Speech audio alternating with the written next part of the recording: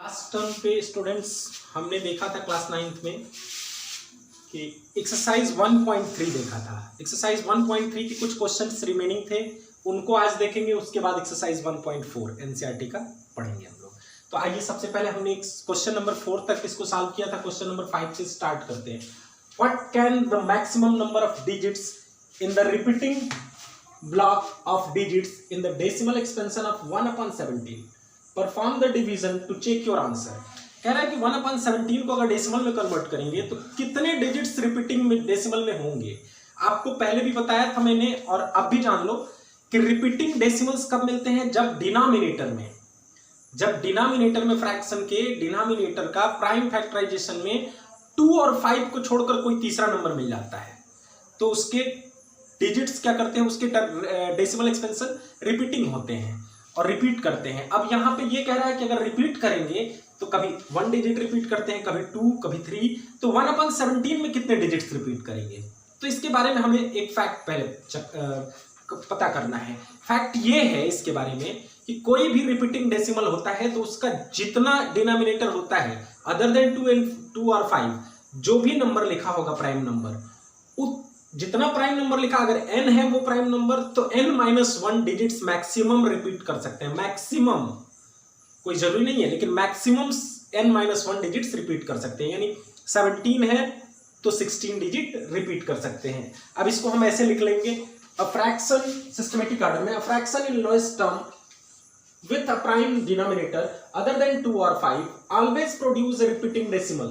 2 और 5 के अलावा कोई भी आएगा तो आपसे चेक कर लेना, कहीं भी चेक कर सकते हो। 2/11 कभी भी रिपीट टर्मिनेटिंग डेसिमल नहीं होगा, हमेशा रिपीटिंग देगा। 3/21 कभी भी, या 1/7 इसको कर लोगे तो ये कभी भी टर्मिनेटिंग डेसिमल नहीं देगा, क्योंकि डिनोमिनेटर में 2 और 5 के अलावा यहाँ पे क्या है, 7 है, यहाँ 11 है। तो इस तरह के कोई भी नंबर्स आएंगे तो हमेशा क्या देंगे, रिपीटिंग डेसिमल देंगे। Repeating decimal always produce repeating decimals. If x is the denominator, then the division process for 1/x generates all the available x-1 remainders। अगर x से इसको डिवाइड करते हैं, यानी मतलब ये 2 और 5 के अलावा कोई तीसरा प्राइम नंबर है, तो उससे डिवाइड करने पर 1 को क्या देगा, हमेशा x-1 रिमाइंडर्स देगा। वो मीन्स अगर 11 से डिवाइड कर रहे हैं तो 10 रिमाइंडर्स देगा, 7 से कर रहे हैं तो 6 रिमाइंडर्स देगा। And 1/x has infinite decimal with repeating block of x-1 digits। और ये क्या देगा, इनफाइनाइट डेसिमल, मीन्स वो बढ़ता ही जाएगा, बढ़ता ही रिपीट करेगा। और कितने रिपीटिंग ब्लॉक्स होंगे, x-1 हो सकते हैं maximum. Hence the maximum number of digits in the repeating block of 1/17 is 17-1 equal to 16। कितने होंगे, 16। ये आपका आंसर हो गया। अब कह रहा है कि इसको वेरीफाई भी करिए, तो आइए वेरीफाई करते हैं। पहले हम लॉन्ग डिवीजन के थ्रू इसको डिवाइड करते हैं। तो पहले तो 0 टाइम्स 0, ये 1 बचा। अब भी डिवीजन नहीं जाएगा, डेसिमल लगाएंगे।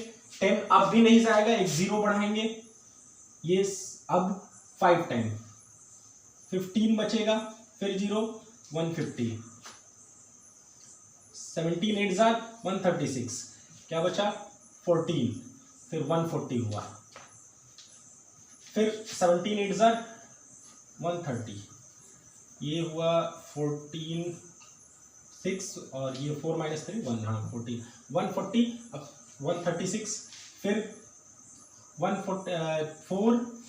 4 हुआ ये, और फिर 0 बढ़ाएंगे, फिर 17 2 36, फिर 4, फिर 0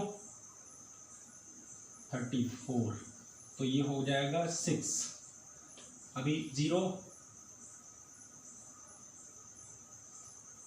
51, 9 90 हुआ, फिर 17 5 85, फिर ये कितना हुआ 5,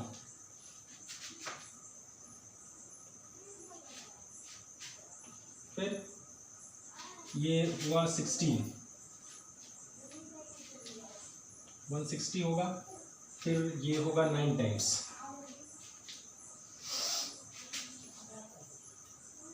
फिर बचेगा कितना 7, 70 होगा, फिर 4 टाइम्स, फिर 2 होगा, फिर उसके बाद इस तरह से आते जाएंगे, क्या क्या आएगा इसके बाद 1 1 7 6 4 7। तो अगर इस तरह से हम पूरा लॉन्ग डिवीजन करते हैं तो हमें कितने डिजिट्स रिपीटिंग में मिल रहे हैं? 1 2 3 4 5 6 7 8 9 10 11 12 13 14 15 16 मिल रहे हैं डिजिट्स।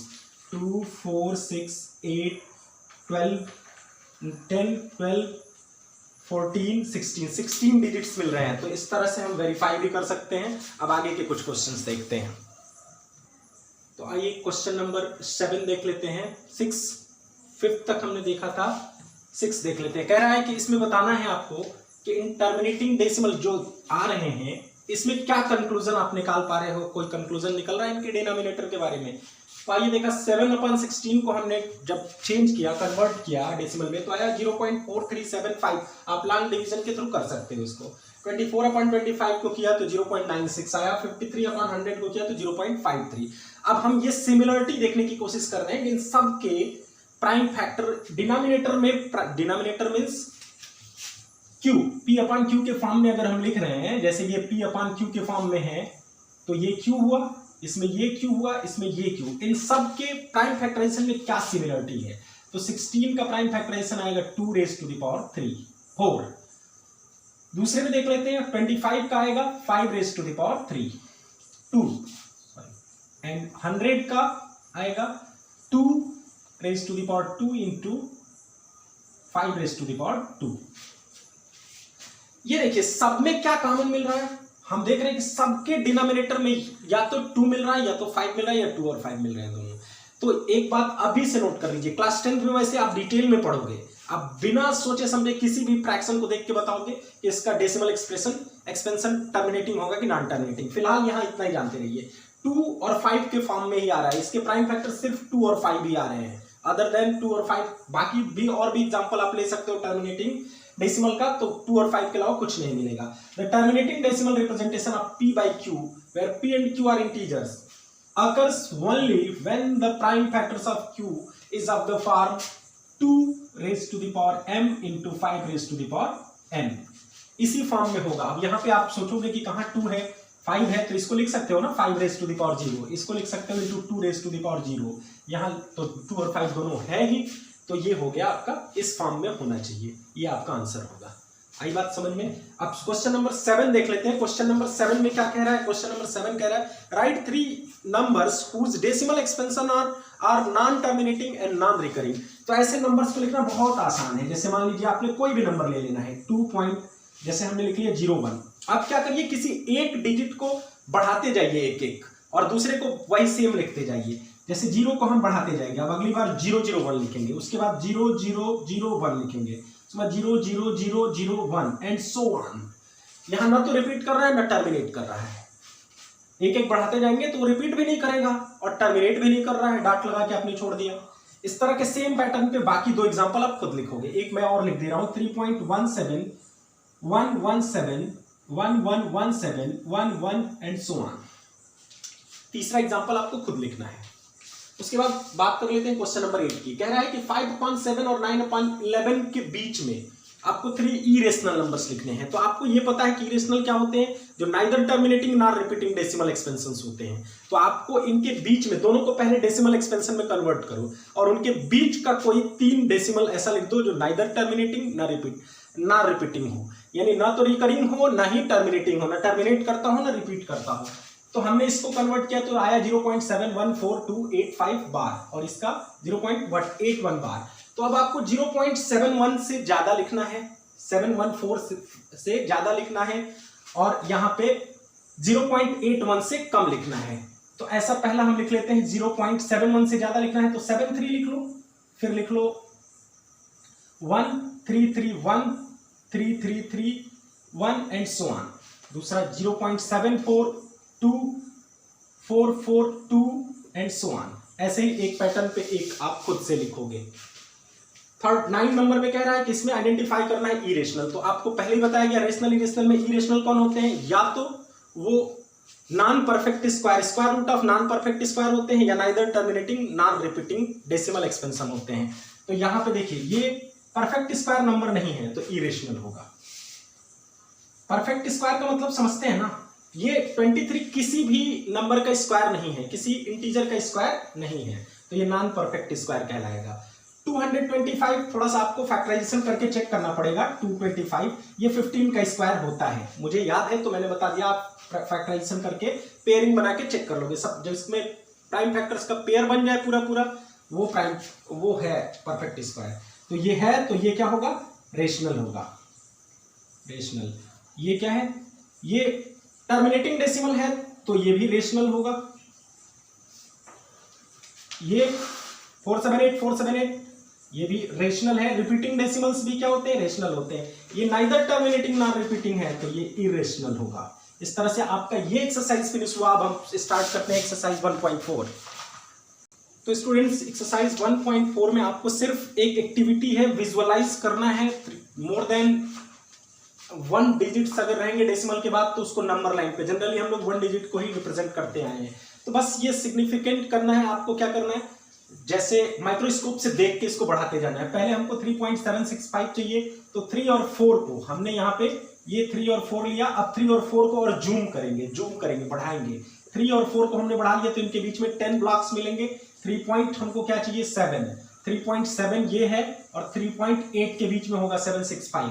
तो इसको और विजुअलाइज करेंगे और बढ़ाएंगे। 3.7 और 3.8 के बीच में अब आ गया। हमें 3.76 चाहिए, तो 3.76 और 3.77 ये है। इनको फिर विजुअलाइज करेंगे और बढ़ाएंगे। 3.76 और 3.77 के बीच में 3.765 ये है हमारा 3.765। इसी तरह से यहाँ पे 4.26 है, तो 4.26 में देखिए पहले 4.2 और 4 और 5 को हम इंक्रीज करेंगे और जूम करेंगे। तो 4.2 और 4.3 के बीच में 4.2 और 4.3 को 4.26 देखिए यहाँ पे मिल रहा है, और 4.27 इसको और बढ़ाएंगे। 4.26 और 27 के बीच में 10 ब्लॉक्स, तो 261 हमें चाहिए। 26 तो 4.26 ये है। आगे चल के हमें ये मिल जाएगा 4.26 और 267 के बीच में 4.266 मिलेगा। ठीक है, तो इस तरह से ये विजुअलाइज करना है। ये सिर्फ एक्टिविटी था एक नॉर्मल। इस तरह से आपका एक्सरसाइज 1.4 फिनिश हुआ। अब नेक्स्ट वीडियो में मिलते हैं एक्सरसाइज 1.5 के साथ और कुछ नए टॉपिक्स के साथ। Thank you.